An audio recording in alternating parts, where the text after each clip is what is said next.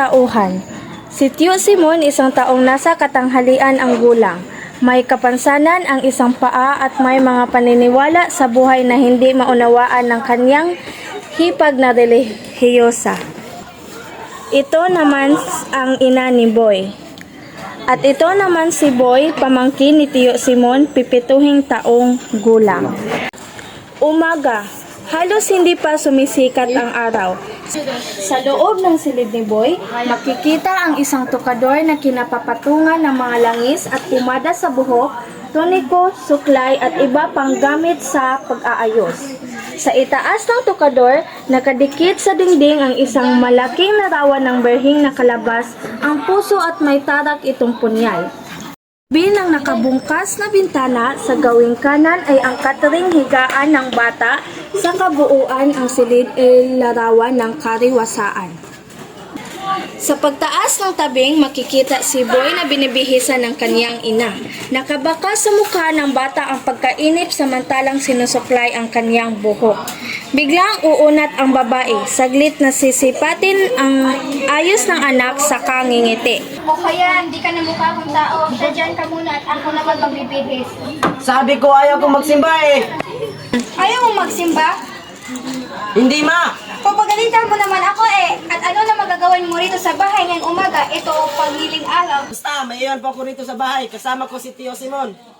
Tiyusin mo na yun ay patawarin ako ng Diyos. Basta, may iwan po ako rito sa bahay. Magkikipagkwentuhan na lang ako kay Tio Simon. Ikipagkwentuhan ka? At anong kwento? Tungkol sa kalapastangan sa banal ang pangalan ng Panginoon? Hindi mama, maganda ang kinukwento ni Tio Simon sa akin.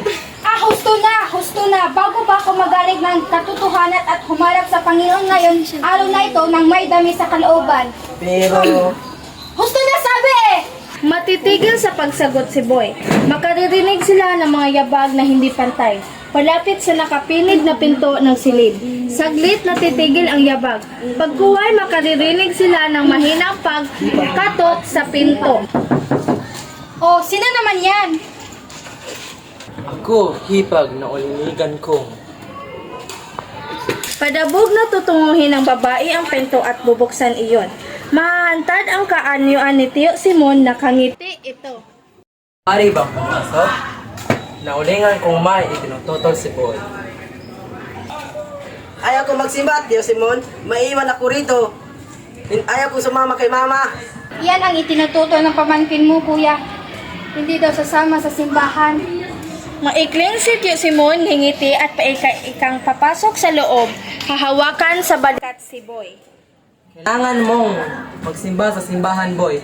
Kung gusto mo akong isama, maghintay kayo at ako'y magbihis, magsimba tayo. Mapapatingin ng maluwat si Boy sa kanyang Tio Simon, ngunit hindi makakibo. Ang ina ay mapamangha rin. Tatalikod na si Tio Simon at lalabas, maiiwang natitigilan ang dalawa. Pagkuway, babaling ang ina kay Boy. Pagtataka, ano kayo nakain ng amain na yun at nasipang sumama ngayon sa atin? Ngayon ko lamang siya makakita lalapit sa Diyos. Kung sasama po si Tio Simon, sasama rin ako. Hayun, kaya lang sasama ay kung sasama ang iyong amain, at kung hindi hindi na naman sasama. Pero pabuti rin iyon, pabuti sapagat hindi lamang iyong aakay mo sa wastong landas kung hindi kapatid na iyon na iyong ama na isa. Namatay siya hindi man lang nakapag-usus, pero matigas ang kalooban niya sa paglikod sa simbahan. Pareho sila magkakapatid, sila na iyong amay. Sana'y ang balik loob siya sa Diyos upang makatulong siya sa pagiging buhay niya. Mapapayuko ang babae, papahirin ang luhang sumangaw sa mga mata, magmamalas lamang si Boy. Mananatiling nagmamasid lamang si Boy. Pagkuway nakarinig sila ng hindi pantay na yabag, at ilang sandali pa ay sumungaw na ang mukha ni Tio Simon sa pinto. Biglang papahirin ng babae ang kanyang mukha. Pasayahin ito, saka tutunguhin ang pinto. Siya nga pala, magbibihis din ako. Nakalimutan ko kasi dyan muna kayo ni Boy. Kuya. Lalabas ang babae at si Tio Simon ay papasok sa loob ng silid. Agad tutunguhin ang isang sopang naroroon. Pabuntong hiningang uupo. Agad naman siyang lalapitan ni Boy at ang bata ay titindig sa harapan niya. Bakit ka ba napilit, Tio Simon? Ito ba ang sabi ni Mama na parusa yan ng Diyos? Sinabi ba yan ang mama mo? Oo raw eh, hindi raw kayo nagsisimba, hindi raw kayo naniniwala sa Diyos. Hindi raw eh. May mga bagay, boy, na hindi mapaliwanag. May mga bagay na hindi maipaalam sa iba sa pamagitan ng salita. Ang mga bagay na ito ay malalaman lamang sa sariling karanasan, sa sariling pagkamulat. Ngunit kung anumang itong mga bagay na ito, boy, ay isa ang tiyak, malaki ang pananalig ko kay Badhala. Kaya kasasama sa amin ngayon, Tio Simon. Oo, boy. Sa akin, diba na hindi masamang bagay. Kaya huwag mong tanggihan ang pagsama sa iyong asawa ni Mama. Hindi makabuti sa iyo ang pagtangin. Ang pagkawala ng pananalig, nangyayari na sa akin iyon at hindi ako naging maligaya. Titigil si Tio Simon sa pagsasalita na waring biglang palulungkutin ng mga alaala. Buhat sa malayo ay biglang aabot ang alingaw-ngaw ng tinutugtog na kampana. Magtatagal ng ilang sandali pagkuway titigil ang pagtugtog ng batingaw. Magbubuntong hininga si Tio Simon, titingnan ang kanyang may kapansanang paa. Katawa ng mahina at saka titingin kay Boy. Dahil sa kapansanan ito ng aking paa, boy, natutunan ko ang tumalikod hindi lamang sa simbahan, kundi sa Diyos. Nababasa ko ang The Human Bandage in Magham at ako'y nananalig sa filosofiyang ginalatin. Ano ang nangyayari? Lalo ako naging nahulotin. Magagalitan dahil doon, walang natuwang tao sa akin na wala ako ng kaligitan mapagkita ako. Hanggang sa isang araw, ang nangyayari sa akin, ng isang nagulang na pagunay sa akin. Ano yun? Uunat sa pagkakaupo si Tio Simon at dudukot sa kanyang nukbutan. Maglalabas ng isang bagay na makikilala na isang sirang manikang maliit.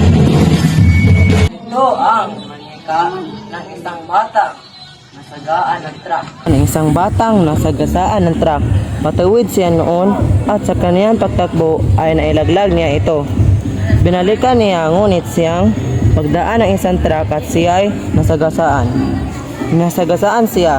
Nadurog ang kaniyang isang binti. Namatay ang bata. Namatay. Nakita ko ng dalawang mata. Ako nooy naglalakad sa malapit at aking nilapitan. Ako ang unang lumapit kaya nakuha ko ang manikang ito at nooy tangang mahigpit ng namatay na bata na waring ayaw bitawan kahit sa kamatayan.